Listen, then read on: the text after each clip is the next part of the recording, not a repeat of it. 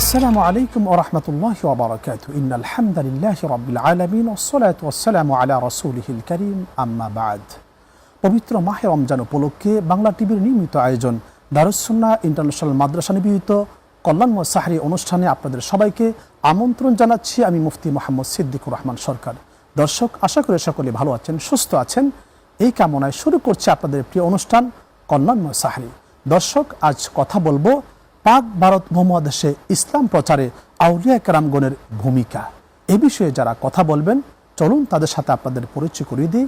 আমার ডান পাশে আছেন উস্তাদুল আসাতিজা, যিনি হাজার হাজার আলেমের উস্তাদ, নারিন্দা দারুল উলুম আহসানিয়া কামিল মাদ্রাসার সম্মানিত অধ্যক্ষ আল্লামা আবু জাফর মোহাম্মদ হেলালুদ্দিন। আসসালামু আলাইকুম ওয়া রাহমাতুল্লাহি ওয়া বারাকাতুহু। আমাদের সাথে আরও আছেন আপনাদের সকলের পরিচিত মুখ, বিশিষ্ট মিডিয়া ব্যক্তিত্ব, আন্তর্জাতিক কবি, সাহিত্যিক, গবেষক, লেখক ডক্টর এস.এম. শাহানুর। আসসালামু আলাইকুম ওয়া রাহমাতুল্লাহি ওয়া বারাকাতুহু। আপনাদের দুজনকে আমাদের স্টুডিওতে স্বাগতম। আলহামদুলিল্লাহ, এই বিষয়ে আলোচনা শুরুর পূর্বে আমরা পবিত্র কালামে পাকের তিলাওয়াত শুনে আসব। আউযু বিল্লাহি মিনাশ শাইতানির রাজীম। বিসমিল্লাহির রহমানির রহিম। ইয়া আইয়ুহাল্লাযীনা আমানুত্তাকুল্লাহা ওয়া কুলু কওলান সাদীদা يصلح لكم أعمالكم ويغفر لكم ذنوبكم ومن يطع الله ورسوله فقد فاز فوزا عظيما. إنا عرضنا الأمانة على السماوات والأرض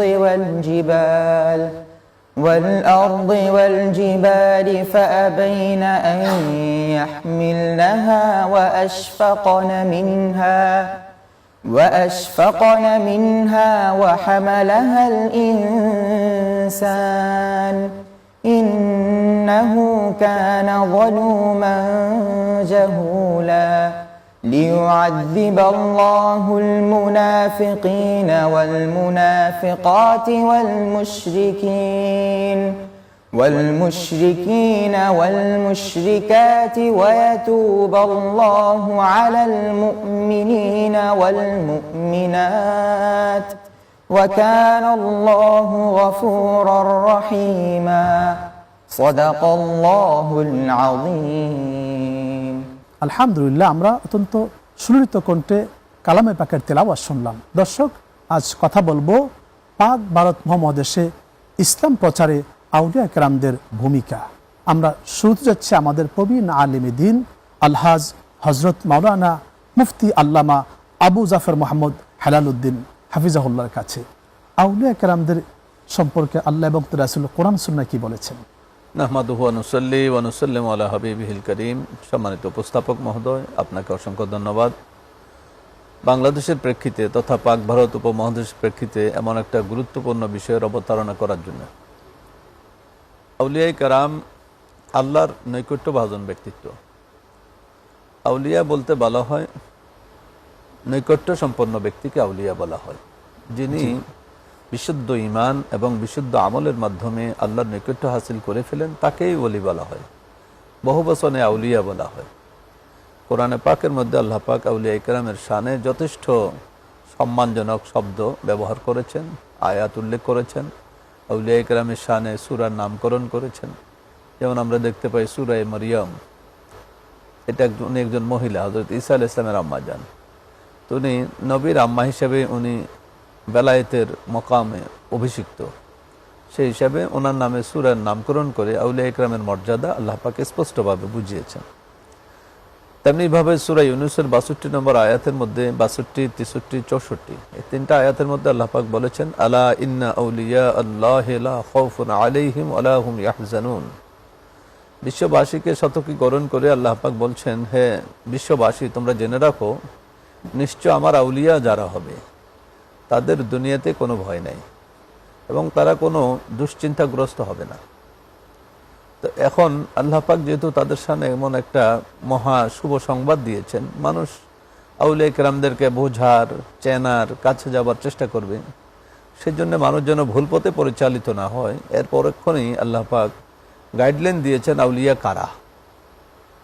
আমাদের দেশে তো আমরা আউলিয়া না চিনে অনেকে ভণ্ডের পিছনে দৌড়াদৌড়ি করে ইসলামকে কলুষিত করছি এবং আউলিয়া কেরামের শান ও মানকে ভুলুণ্ঠিত করছি। প্রকৃত আউলিয়ার পরিচয় আল্লাহ দিচ্ছেন আল্লাযীনা আমানু ওয়া কানু ইয়াত্তাকুন, যারা বিশুদ্ধ ঈমানদার এবং আল্লাহকে ভয় করে জীবন যাপন করে, মুত্তাকি পরহেজগার, এরাই হলো আল্লাহর ওলি। এরপর আল্লাহ পাক আরো বলছেন লাহুমুল বুশরা ফিল হায়াতিদ দুনিয়া ওয়া ফিল আখিরাহ, এদের জন্য রয়েছে শুভ সংবাদ দুনিয়ার হায়াতও পরকালীন হায়াতও। তো এটা আল্লাহ পাক বলেছেন, কিন্তু আল্লাহর বান্দা সকলে সমান ক্যাটাগরির নয়। কেউ বিশ্বাস করবে, কেউ বিশ্বাস করবে না, কেউ আবার বিরোধিতাও করবে, কেউ আবার অলির মর্যাদা আঘাত করার জন্য, মাজারে ভাঙ্গার জন্য হামলা চালাবে, অগ্নিসংযোগ করবে, ইত্যাদি ইত্যাদি অনেক কিছু ঘটবে, আল্লাহ পাক জানেন। আপনি চমৎকার বলছেন, আপনার কাছে আমি আসবো। Doctor S M Shahanur sir, আপনি যদি আমাদেরকে একটু বলেন যে যেহেতু আপনি অনেকগুলি বই লিখেছেন, আপনার পত্রিকার সম্পাদনা করছেন, আপনার লেখা খুবই ক্ষুরদার, আমরা আপনার লেখা অনেক সময় পড়ি, তো আপনার গবেষণায় আউলিয়া কেরামদের ইসলাম প্রচারের যে ভূমিকা, সেই বিষয়ে আপনি বলবেন। ধন্যবাদ আপনাকে। সেই সাথে মাহে রমজান উপলক্ষে দারুস সুন্নাহ ইন্টারন্যাশনাল মাদ্রাসা উদ্যোগে কল্যাণময় সাহরি অনুষ্ঠান যারা দেখবেন এবং দেখছেন, সকলকে মোবারকবাদ জানাচ্ছি। অত্যন্ত চমৎকার একটি প্রশ্ন এই সময়ের প্রেক্ষাপটে, এবং 1000 বছর আগেও এই প্রশ্নটি ছিল যুক্তিসঙ্গত। 1000 বছর পরেও বাংলাদেশের প্রেক্ষাপটে আমরা যারা লেখক, গবেষক, ইসলাম নিয়ে কিংবা যে কোনো ধর্ম নিয়ে যারা চিন্তা করছি, তাদের জন্য আপনার প্রশ্নটি অত্যন্ত মূল্যবান। আমাদের এই উপমহাদেশে ইসলাম প্রথম যখন আসে, তখনই কিন্তু বাংলাদেশ নামক ভূখণ্ডে কিন্তু ইসলাম ছড়িয়ে পড়ে ওলি আউলিয়া কেরামদের মাধ্যমে। জি, আমরা জানি হযরত শাহজালাল রহমতুল্লাহ আলাইহি ওয়াসাল্লাম, যিনি 360 জন শিষ্য নিয়ে এই ভূখণ্ডে ইসলাম প্রচার প্রসারের জন্য এসেছিলেন, তিনি সিলেটের পুণ্যভূমিতে শুয়ে আছেন। তার 360 জন শিষ্য কিন্তু সারা বাংলায় ছড়িয়ে ছিটিয়ে আছে। ওনারা কিন্তু তাদের জীবন উৎসর্গ করেছেন ইসলামের জন্য। আজকের এই বাংলাদেশে 360 জন হযরত শাহজালাল রহমতুল্লাহ আলাইহি ওয়াসাল্লামের শিষ্যদের মতো ইমানদার সৎ মানুষ যদি থাকতো, আমাদের ইসলাম কিন্তু কলুষিত হতো না, তরতর করে সামনের দিকে এগিয়ে যেত, থামতো না। আপনি বলছিলেন শাহজালাল রহমতুল্লাহ আলাইহির কথা, আপনার কাছ থেকে আমরা শুনবো ফাদিলাতুল শাইখ, যে শাহজালাল রহমতুল্লাহ আলাইহি যিনি সিলেটের পুণ্যভূমিতে তিনি এসেছিলেন, তার আসার কারণটা কি ছিল? ওনার আসার কারণ ছিল সিলেটের বুকে 13 রতন নামে একটা গ্রাম ছিল। জি, ওই গ্রামের বাসিন্দা ছিলেন শেখ বোরহানুদ্দিন রহমতুল্লাহ আলাইহি। উনি মান্যত করেছিলেন আল্লাহ যদি ওনাকে একজন ছেলে দান করে, উনি তার জন্য গরু জবাই করে আকিকা দেবেন। তখন সিলেটের রাজা ছিল হিন্দু রাজা গৌরগোবিন্দ। উনি ঘোষণা করেছিলেন গরু জবাই করা নিষিদ্ধ। তো শেখ বোরহানুদ্দিন রহমতুল্লাহ আলাইহিকে আল্লাহ যখন একজন ছেলে সন্তান দান করলেন, উনি সেটার মান্যত পূরণের জন্য একটা গরু জবাই করলেন। গরু জবাই করে আকিকা দিলেন। তো কাক কি করছে, ওইখান থেকে এক টুকরা গরুর গোস্তের টুকরা নিয়ে ওই গৌর গোবিন্দের রাজপ্রাসাদের সামনে ফেলেছে। তখন গৌর গোবিন্দ তথ্যপত্র নিয়ে দেখলো যে শেখ বোরহানুদ্দিন এই গরু জবাইয়ের এই অপকর্মটা করেছে, তার দৃষ্টিতে অপকর্ম। নাউজুবিল্লাহ। হালাল পশু জবাই করে খাওয়া এটা কারো কোনো ব্যক্তির জন্য বিশ্বের বুকে কোনো বাধা নেই। তারপরেও তার রাজার হুকুম প্রতিপালন করতে হয়, সেই জন্য সে রাগ হয়ে শেখ বোরহানুদ্দিন রহমতুল্লাহ ডাইন হাত কেটে দিয়েছেন, ওনার সন্তানকে হত্যা করে ফেলেছেন, জবাই করে ফেলেছেন। নাউজুবিল্লাহি মিন যালিক। এই দুর্ঘটনা সইতে না পেরে উনি তৎকালীন বাংলার যে সোনারগাঁয়ে ইসলামী হুকুমত ছিল, জি সে সোনারগাঁ রাজধানীতে এসে অভিযোগ করলেন। অভিযোগ করার পর তৎকালীন সুলতান নারায়ণগঞ্জ থেকে সেনাবাহিনী পাঠিয়েছিলেন সিলেট বিজয় করার জন্য। নারায়ণগঞ্জ থেকে যে সেনাবাহিনী পাঠিয়েছিলেন আমরা এখান থেকে শুনবো, তবে বিরতির পর। সুপ্রিয় দর্শক শ্রোতা, আপনারা দেখছেন আপনাদের প্রিয় অনুষ্ঠান দারুস সুন্নাহ ইন্টারন্যাশনাল মাদ্রাসা নিবেদিত কলম ও সাহরি অনুষ্ঠান। দর্শক, নিচ্ছে ছোট্ট একটি বিরতি, আমাদের সাথেই থাকুন, ফিরছি আমরা কিছুক্ষণ পর।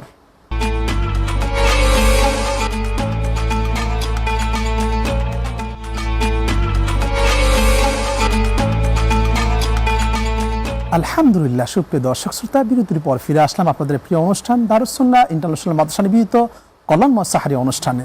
ফাদিলাতুল শেখ, আমরা যেখানে ছিলাম যে নারায়ণগঞ্জ থেকে সে সিলেটে মিলিটারি পাঠানো হলো।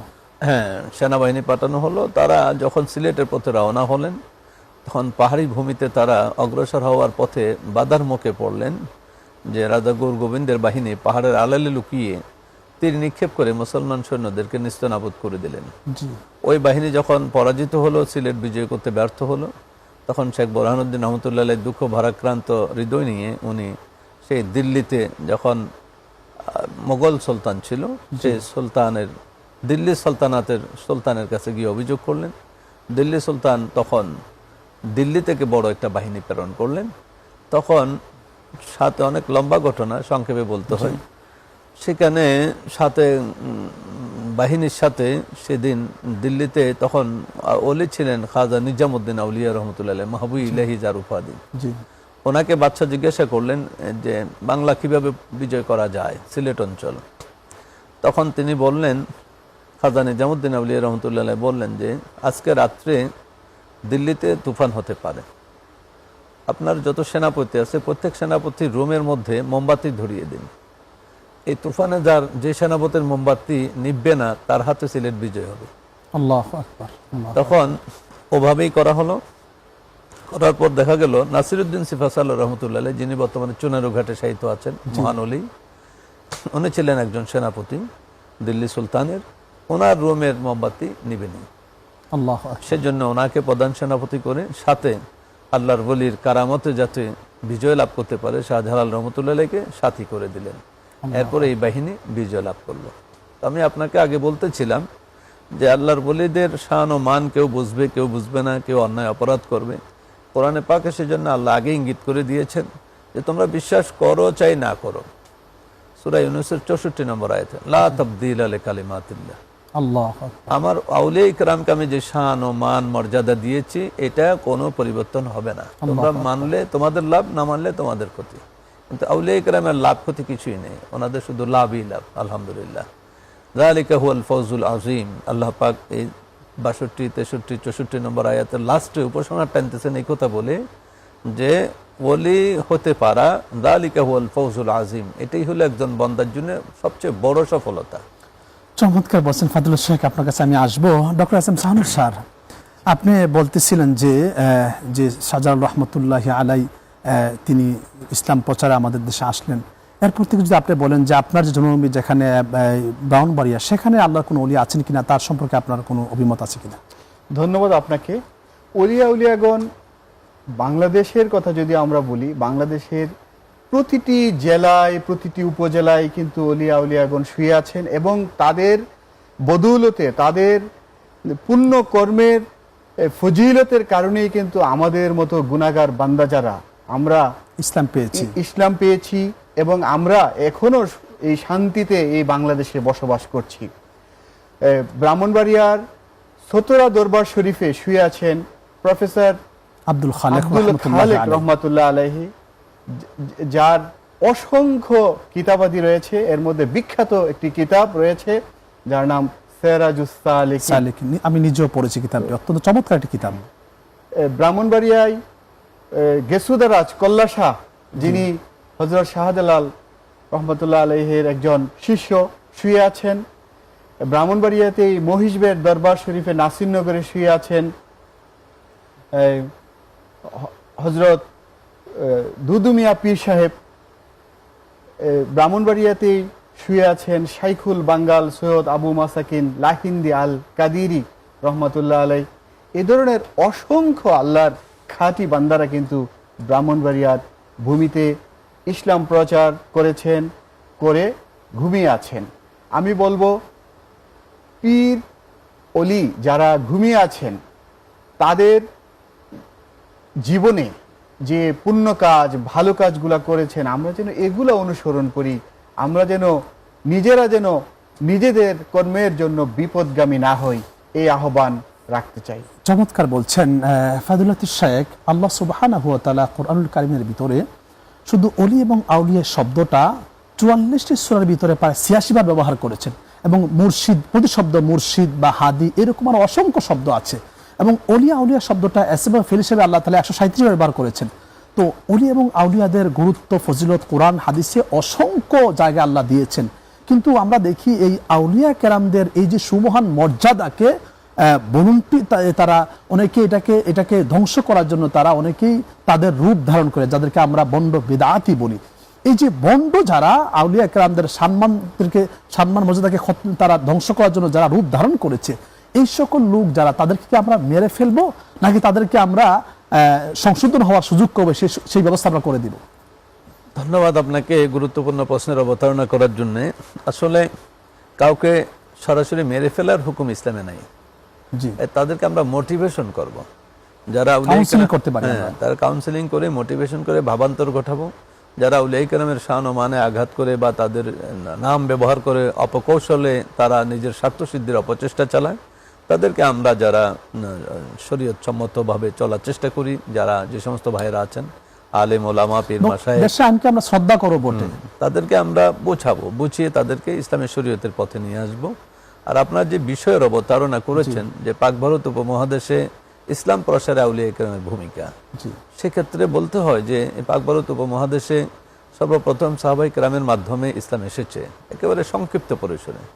এরপর রাজনৈতিকভাবে 712 খ্রিস্টাব্দে মোহাম্মদ বিন কাসিমের মাধ্যমে ভারতের সিন্ধু প্রদেশ, বর্তমান পাকিস্তান, করাচিতে কিছুটা খেদমত হয়েছিল। এরপরে সুলতান মাহমুদ গজনবী রহমতুল্লাহ আলাইহি 997 খ্রিস্টাব্দ থেকে নিয়ে 17 বার ভারতে অভিযান করেছিলেন ইসলাম প্রচারের জন্য, কিন্তু উনি প্রত্যেকটা অভিযানে বিজয় হলেও স্থায়ী ইসলামী হুকুমত কায়েম করতে পারেননি, ইসলামের প্রসারে ব্যাপক ভূমিকা পালন করতে পারেননি। তারই ধারাবাহিকতায় তার প্রায় 200 বছর পরে 1191-তে তার অধস্তন পুরুষ সেই গজনীর আফগানিস্তানের সুলতান মাহমুদ গজনবীর উত্তরসূরি শিহাবুদ্দিন মাহমুদ ঘুরি 1191-তে প্রথম অভিযান চালিয়েছিলেন। তাতে উনি পরাজিত হয়েছিলেন, কিন্তু ইতিমধ্যে উনি পরাজিত হয়ে যখন আফগান ফিরছিলেন, এই টাইমে আল্লাহ রসুলের হুকুমে খাজা মঈনুদ্দিন হাসান আজমিরি রহমতুল্লাহ আলাইহি আউলিয়া কেরামের একটা দল নিয়ে ভারতে আগমন করছিলেন, এবং আল্লাহ রসুল বলেছিলেন ইন্নী জাআলতুকা সুলতানান লিল হিন্দ, আমি তোমাকে হিন্দুস্তানের বেলায়েতের সম্রাট বানিয়ে দিয়েছি, তুমি হিন্দুস্তানে যাও, দ্বীনের খেদমত করো। উনি এসেছেন, এসে রাজা পৃথ্বীরায় তখন ছিল হিন্দুস্তানের রাজা, অত্যাচারী রাজা। সে প্রজাসাধারণের প্রতি তাদের কল্যাণে, জনকল্যাণে কাজ না করে তার শান শৌকত নিয়ে ব্যস্ত ছিল, মুসলমানদের প্রতি অত্যাচার অবিচার করত। সেজন্য খাজা গরিব নওয়াজ রহমতুল্লাহ একজন, তারই ধারাবাহিকতা একজন মুরিদের উপরও সে অত্যাচার করেছিল, যেটা ছিল রাজা পৃথ্বীরায়ের সভাসদের একজন। আপনার কথা থেকে আমরা যেটা বুঝতে পারলাম, পাক ভারত না সারা বিশ্বেই আউলিয়া কেরামদের মাধ্যমে ইসলাম পরিপূর্ণভাবে প্রচার লাভ করেছে। এখন এই যে ইসলামের যে প্রচার আউলিয়া কেরামদের মাধ্যমে, এটা আমরা যারা পড়াশোনা করছি, আমাদের শিক্ষা ব্যবস্থা কেন নেই ওইভাবে? এখানে আসলে মেন ফ্যাক্ট হলো আমাদের পাক ভারত উপমহাদেশে ইসলামী শিক্ষা ব্যবস্থাই ছিল শতাব্দীর পর শতাব্দী, প্রায় 665 বছর বলতে গেলে। 1192 থেকে নিয়ে 1857 পর্যন্ত পাক ভারত উপমহাদেশে ইসলামী হুকুমত, ইসলামী শিক্ষা ব্যবস্থা ছিল, কোরআন সুন্নাহর শরিয়া শাসন ছিল। তখন এই দেশে মুসলমান হয়তো কখনো 0.5% ছিল না, কখনো বা 5%, কখনো বা 7%, 8%, 10% ছিল, এর বেশি নয়। কিন্তু আমরা দেখতে পাচ্ছি যে 1757 খ্রিস্টাব্দে যে ইস্ট ইন্ডিয়া কোম্পানি কর্তৃক ব্রিটিশ বেনিয়ারা যখন এই দেশের নবাব সিরাজউদ্দৌলা থেকে ক্ষমতা কেড়ে নিল, তখন থেকে তারা ইসলামী শিক্ষা ব্যবস্থা বাদ দিয়ে তারা সেকুলার শিক্ষা ব্যবস্থা, স্কুল কলেজ ব্যবস্থা তৈরি করলো। তাদের লক্ষ্য একটাই, এদেশে পড়াশোনা করেও আমাদের মতো তৈরি হবে, ইহুদি নাসারাদের মতো তৈরি হবে, ইসলামী ভাবাদর্শ। চমৎকার, খুবই তত্ত্ববহুল আলোচনা আপনার কাছ থেকে শুনলাম। দুজনকে অসংখ্য ধন্যবাদ আমাদেরকে সময় দেওয়ার জন্য। শুক্রিয়া দর্শক শ্রোতা, আসলেই আউলিয়া কেরামদেরকে অস্বীকার করলে আমরা আল্লাহর অকৃতজ্ঞ বান্দা হয়ে যাব, যাদের মাধ্যমে আমরা ইসলামকে পেয়েছি, কোরআন পেয়েছি, তারা আমাদের সিরতাজ, তারা আমাদের মাথার আচ্ছা। তাদের জন্য আল্লাহর দরবারে আমরা সবসময় দোয়া করি, আল্লাহ তাআলা সকল আউলিয়া কেরামদের মর্যাদাকে আরও বেশি বুলন্দ করে দেখ। দর্শক, আপনারা দেখছেন আপনাদের প্রিয় অনুষ্ঠান দারুস সুন্নাহ ইন্টারন্যাশনাল মাদ্রাসা নিবেদিত কল্যাণ সাহরি অনুষ্ঠান। দর্শক, একেবারে শেষ পর্যায়ে চলে এসেছি। আগামী পর্ব দেখার আমন্ত্রণ জানিয়ে আজ এখানেই বিদায় নিচ্ছি। যেতে যেতে আমরা হামদে বাড়ি তাআলা শুনবো। নবীর রওজা শরীফ দেখে মন ভরে না, নবীর রওজা শরীফ দেখে মন ভরে না, দিদার দাও গো শাহে মদিনা, দিদার দাও গো শাহে মদিনা। নবীর রওজা শরীফ দেখে মন ভরে না, নবীর রওজা শরীফ দেখে মন ভরে না, দিদার দাও গো শাহে মদিনা, দিদার দাও গো শাহে মদিনা।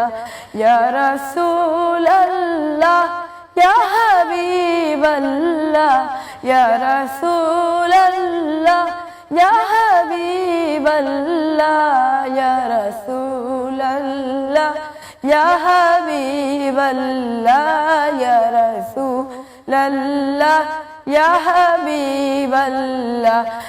আরশের মেহমান করেছেন আল্লাহ, কত শান কত মান মোর কামলিওয়ালা।